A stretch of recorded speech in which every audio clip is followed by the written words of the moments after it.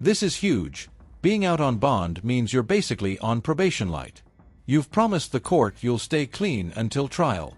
Picking up another DWI while on bond? That's like spitting in the judge's face. Viewers, let me ask you, do you think the judge should show mercy here, or is she digging her own grave? You are on bond for DWI, and now you've picked up another DWI.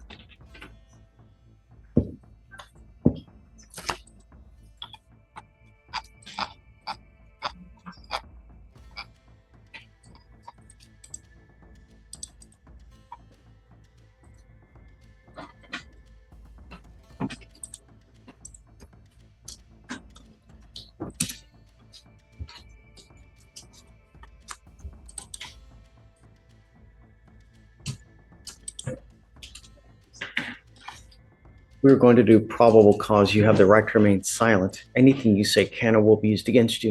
You have the right to have an attorney present. If you cannot afford one, one will be appointed to you, ma'am. Yes, Judge. On October 23rd, 2024, the officer was dispatched to a major one-car vehicle accident in Harris County, Texas. The officer made contact with a witness who observed the motor vehicle had left the scene but was still blocking a moving lane of traffic and had struck a school zone signpost. The officer also observed the defendant's motor vehicle had crashed in the direction moving against the flow of traffic, and the witness identified the defendant as the driver. EMS saw the defendant in the driver's seat of the crashed vehicle with her feet sticking out and the engine still running. Upon contact with the defendant, the officer observed bloodshot eyes, slurred speech, and unsteady balance on the defendant's person, along with a strong odor of an alcoholic beverage, and general disorientation and slow responses.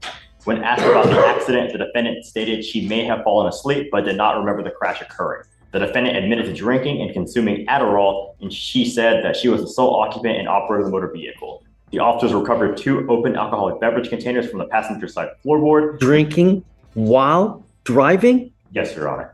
And 4 unopened containers. Standard field sobriety tests were performed, HGN 4 out of 6, walk and turn 8 out of 8, and 1 leg stand 3 out of 4. A blood warrant was drafted and executed. For perspective, a 0.286 BAC is more than 3 times the legal limit in Texas. At that level, many people black out. The judge isn't just looking at one mistake. He's worried this driver is a repeat danger to the public. And if an NCIC check shows more history, well, things could go from bad to worse in seconds. And Judge, on the first DWI, the lab results came back as 0.286. 0.026. 0.206, because there's a big difference. Is it 0.26? Yes, 0.286. Yes, Judge. Yes. Yes, Your Honor. That is a very... This is where the judge shifts gears, from lawyer to protector of the community. He's laying it out.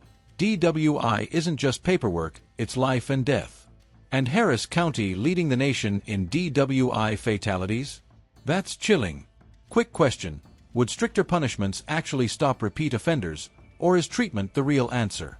High blood test. Can you run an NCIC? I'd like to know what other kind of criminal history she has, number 1. Number 2, did we have her sign a no driving affidavit on the first one? Because if she did, I'm going to have a contempt hearing.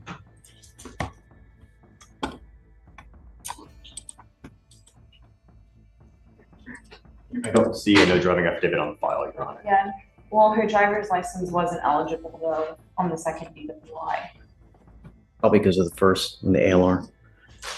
Ms. Treadwell, I want you to be perfectly clear about something. I'm going to do everything in my power to protect the citizens of Harris County. Every single day, someone dies because of a DWI in Harris County. And I will do everything in my power to protect my city. And if that means putting you in custody because you repeatedly flaunt our bond conditions, so be it. Now, I'm going to revoke your bond and I'm taking you in. And now, if you do get out, you will have a strict curfew of 7 p.m. to 7 a.m. And I'm forbidding you from going within a car at all. You will now be signing an affidavit, and if I find that you drive, and I don't care what your reason is, I don't care if Jesus comes down and tells you he needs to ride to church. You get into a car and drive, I will have a contempt hearing. Every time you get into a car, it's up to 6 months in jail and a $500 fine. On one ankle, you will get a GPS monitor. On your other ankle, you're going to get a scram device, so I know that you're not consuming alcohol. As it stands now, I'm revoking your bonds and I'm putting them both at $25,000. Do you understand? She goes with you. All right, go ahead. Sit down. Hey, Hugh. Happy Halloween. Yes, happy Halloween. I liked it. It was good. I have Javier Galindo on docket. And if you remember the last time you took him in custody and wanted me to check with his sister, and I just had a lengthy conversation with sister. Everything's good. He can go live with her. She's a teacher, and then she's also getting her master's to become a principal now, and she's pretty Great. Yeah. So he's in custody. I was going to see if we can get him on a PR bond. I don't know, man. I don't. I think last time you indicated that you would let him out. That's why you wanted me to contact his sister and see if he had a place to go. She will take him. Yes. How do we get him to stop using? She told me that he's not. She has keeps pretty good tabs on She him. can hold him. Well, If he's. Can you bring out Mr. Gallendo, please? and he really has. He's like a different person now from that. He's clean. Yes. And so Don must admit. yeah, You know? I don't think so. Yeah, that was probably no fun. Phil, Yes, sir. talk to me while we're waiting.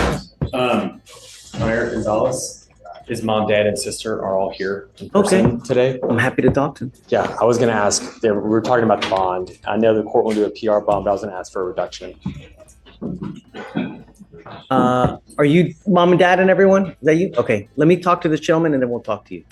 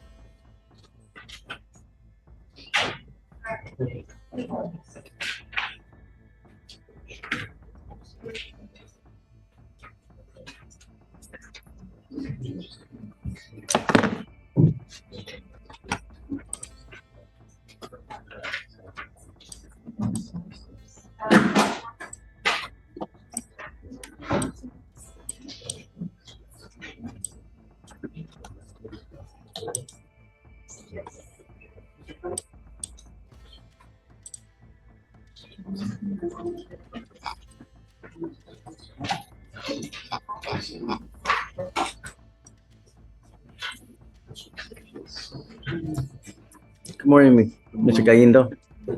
How are you? You look great. You sound good. You're coherent. You're not jittery like you were when you came here last time. Oh, I know. So Hugh wants me to let you out. Looks like you've got a place to stay with. Shh. Looks like you've got a place to stay with your sister. My only worry is that if we let you out, you're going to go back to doing right what you're doing, using. And I don't want that to happen. I know you're going to tell me no. Oh, yes. Right. You've told me that before, right? Fool me once, shame on you. Fool me twice, shame on me. How do we get it to stop? Therein lies the rub. I don't want to keep you, but I know if I release you, you're going to go back to using, and you're going to use grandma as the excuse. That was just. Perhaps it's another excuse. Perhaps it's Damn. saw Bambi and you're upset at the movie.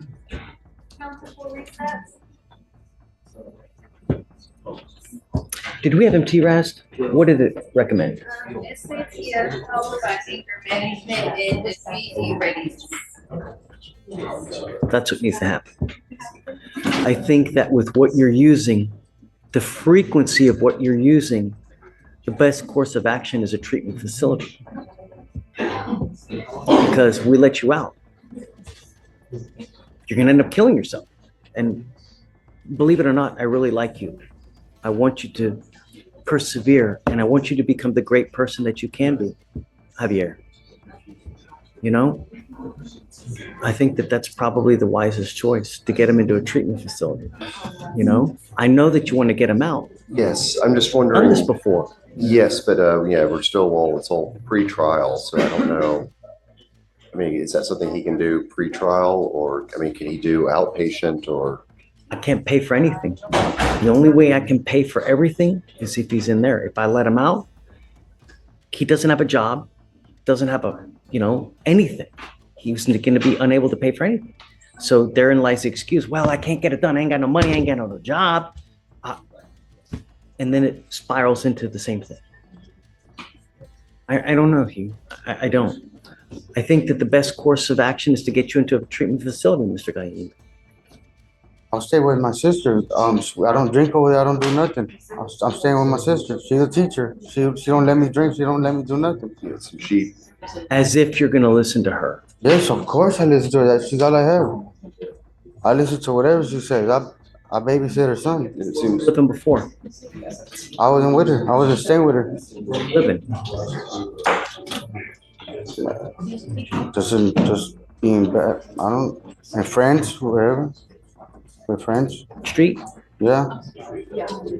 But I'm with my sister now. She does. She seems like she has a pretty tight grip on him. She does. Speaking with her. You could get her number.